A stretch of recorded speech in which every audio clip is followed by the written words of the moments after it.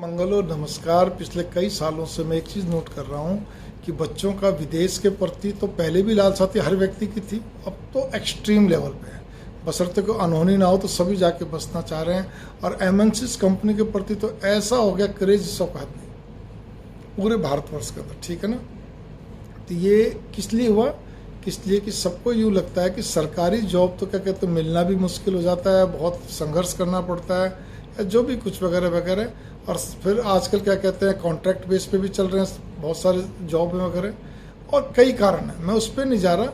लेकिन एक जो सबसे बड़ा कारण है वो कारण क्या है जिसको लेकर मैं बोलना चाह रहा हूँ। बच्चों के अंदर एक कॉन्सेप्ट एक तैयार है कि जी यहाँ पे हम चाहे कितना भी काम कर लें, बस हमारे को इतना है कि रूटीन में तो हमारी प्रमोशन होनी है। हम जेई हैं तो एसडीओ बनेंगे एक समय के बाद, वो साल फिक्स्ड है, इतने साल बाद आप जेई बनोगे, इतने साल बाद आप एसडीओ बनोगे और एक्शन बनोगे। लेकिन हमारे को कोई अवार्ड नहीं, कोई रिवार्ड नहीं, कोई कुछ नहीं।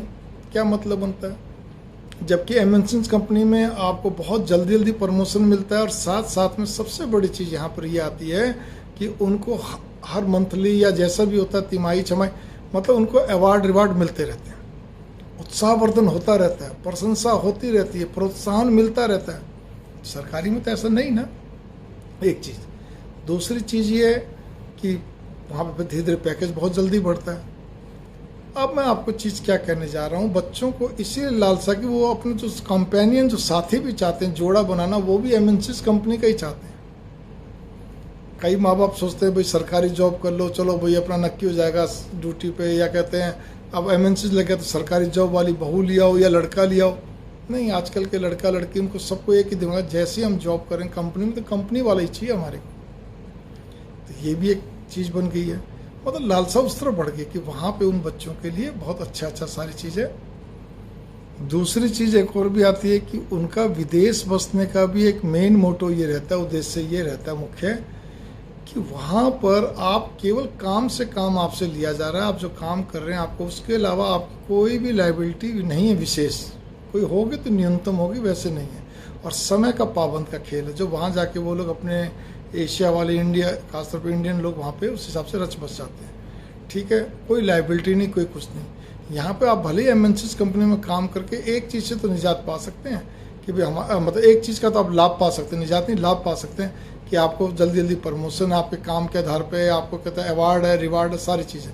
लेकिन उस ऑफिस से बाहर निकलने के बाद आप पे कई तरह की लाइबिलिटीज़ होती हैं, ठीक है ना, जो कि आपकी खाना पूर्ति करते करते वो भी एक बर्डन नहीं रहता है। तो इसीलिए बच्चों का विदेश के प्रति बहुत ज़्यादा रुख होता है। आज तक भी मैं बताऊँ, जो बच्चा एक बार विदेश चला गया है वो जल्दी से मुड़ के नहीं आता है।